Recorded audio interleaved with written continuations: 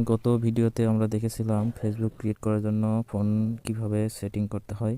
আজকের ভিডিওতে দেখব ফেসবুক ক্রিয়েট করতে কি কি অ্যাপসের প্রয়োজন হবে। প্রথমে আমাদের লাগবে ফেসবুক অথবা ফেসবুক লাইট অ্যাপসটি, ব্রাউজার গুগল ক্রোম নিলে ভালো হয়, Google Sheet, Google Keep Notes, Pinterest apps, Telegram.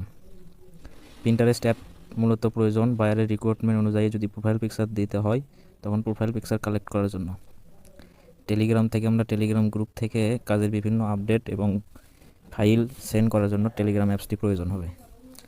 এক নজরে আমরা দেখে নিই আমাদের অ্যাপসগুলো। প্রথমে চলে যাব গুগল প্লে স্টোরে, এখানে সার্চ করব ফেসবুক এই অ্যাপসটি, অথবা লাইট এই অ্যাপসটি লাগবে। দ্বিতীয়ত লাগবে গুগল শিট,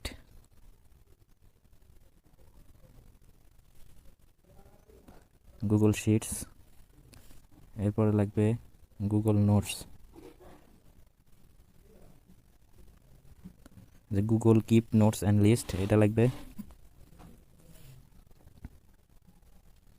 এরপর লাগবে পিন্টারেস্ট, এই যে পিন্টারেস্ট। এরপর লাগবে